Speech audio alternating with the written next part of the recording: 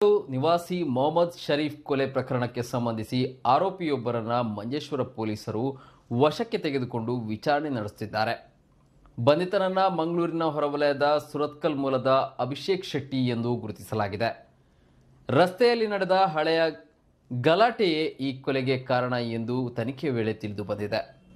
Auto ಚಾಲಕರಾಗಿದ್ದ Mohammed Sharif ಅವರು ನಿತ್ಯವೂ ಮಂಗಳೂರಿನ ಕೊಟ್ಟಾರದ ಆಟೋ ನಿಲ್ದಾಣದಲ್ಲಿ ಬಾಡಿಗೆ ನಡೆಸುತ್ತಿದ್ದರು.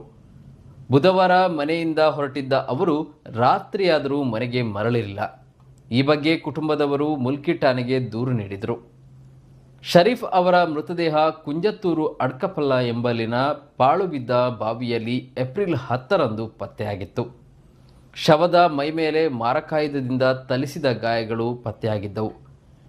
ಬಾವಿಯ ಸಮೀಪದಲ್ಲೇ ಇದ್ದ ಅವರ ಆಟೋ ರಿಕ್ಷಾ ಕೂಡ ಸಿಕ್ಕಿತ್ತು. ಪ್ರಕರಣ ದಾಖಲಿಸಿಕೊಂಡ ಮಂಜೇಶ್ವರ ಪೊಲೀಸರು ಆರೋಪಿ ಅಭಿಷೇಕ್ ಶೆಟ್ಟಿಯನ್ನು ಬಂಧಿಸುವಲ್ಲಿ ಯಶಸ್ವಿಯಾಗಿದ್ದಾರೆ.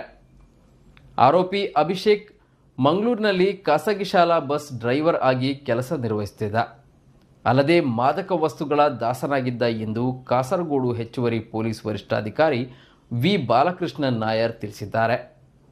ಆರೋಪಿ ವಿಚಾರಣೆ ವೇಳೆ ಕೊಲೆ ಕಾರಣ ತಿಳಿಸಿದ್ದು, ಆರೋಪಿ ಅಭಿಷೇಕ್ ಶೆಟ್ಟಿ ಖಾಸಗಿ ಶಾಲೆಯ ಬಸ್ ಚಲಾಯಿಸುತ್ತಿರುವ ಸಂದರ್ಭ ಮಂಗಳೂರಿನ ರಸ್ತೆಯಲ್ಲಿ ಜಾಗ ಬಿಡದ ಕಾರಣಕ್ಕೆ ಆಟೋ ಚಾಲಕ ಮೊಹಮ್ಮದ್ ಶರೀಫ್ ಜೊತೆ ಸಣ್ಣ ಗಲಾಟೆ ನಡೆದಿದೆ. ಈ ಗಲಾಟೆ ನಡೆದ ಬಳಿಕ ಆರೋಪಿ ಅಭಿಷೇಕ್ ಚಲಾಯಿಸುತ್ತಿದ್ದ ಬಸ್ಗೆ ಶರೀಫ್ ಪರಿಚಯದ ಆಟೋ ಚಾಲಕರು ರಿಕ್ಷಾವನ್ನು ಅಡ್ಡಗಟ್ಟಿ ತೊಂದರೆ ಕೊಟ್ಟಿದ್ದಾರೆ. ಇದು ಶರೀಫ್ ಹೇಳಿಯೇ ಮಾಡಿಸಿದ್ದು ಎಂದು ಆರೋಪಿ ಅಭಿಷೇಕ್ ನಂಬಿದ್ದ. ಅಲ್ಲದೆ ಶರೀಫ್ ತನ್ನ ವಿರುದ್ಧ ಕೆಲಸ ಮಾಡುತ್ತಿದ್ದ ಖಾಸಗಿ ಶಾಲೆಗೆ ದೂರು ಸಲ್ಲಿಸಿದ್ದಾನೆ. ಇದರಿಂದಾಗಿ ತನ್ನ ಕೆಲಸ ಹೋಗಿತ್ತು ಎಂದು ಅಭಿಷೇಕ್ ನಂಬಿದ್ದ. ಶಾಲೆಯಲ್ಲಿ ಕೆಲಸ ಕಳೆದುಕೊಂಡ ಬಳಿಕ ಅಭಿಷೇಕ್ ಮನೆಯಲ್ಲಿ ತನ್ನ ಪತ್ನಿಯೊಂದಿಗೆ ಜಗಳವಾಡುತ್ತಿದ್ದು ಸಂಸಾರದಲ್ಲಿ ಸಮಸ್ಯೆ ಪ್ರಾರಂಭವಾಗಿತ್ತು. ಹೀಗಾಗಿ ಈ ಎಲ್ಲ ಕಾರಣಕ್ಕೆ ಮೊಹಮ್ಮದ್ ಶರೀಫ್ ಕಾರಣ ಎಂದು ನಂಬಿದ್ದ ಅಭಿಷೇಕ್ ಶರೀಫ್ ಮೇಲೆ ಹಗೆ ತೀರಿಸಿಕೊಳ್ಳಲು ಯೋಚಿಸಿದ್ದ.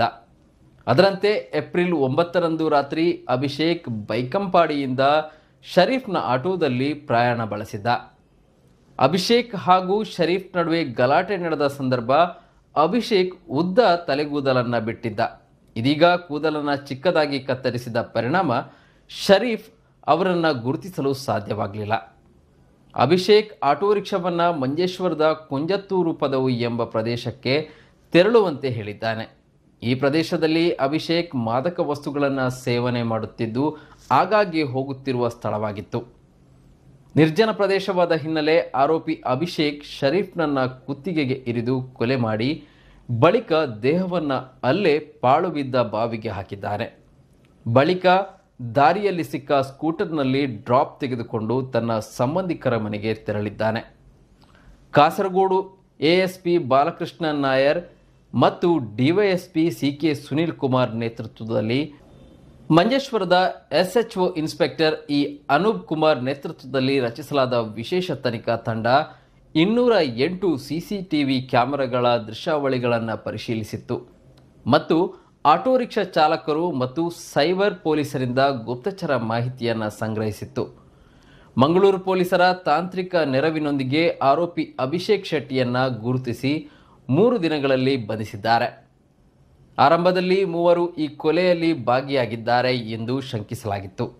ಆದರೆ ತನಿಖೆಯಲ್ಲಿ ಓರ್ವನೇ ಕೊಲೆ ಮಾಡಿದ್ದು ಸಾಬೀತಾಗಿದೆ. ರಸ್ತೆ ಬದಿಯ ಸಣ್ಣ ಜಗಳ ಓರ್ವನ ಜೀವ ತೆಗೆಯುವ ಹಂತಕ್ಕೆ ಹೋಗಿದ್ದು ಮಾತ್ರ ವಿಷಾದನೀಯ.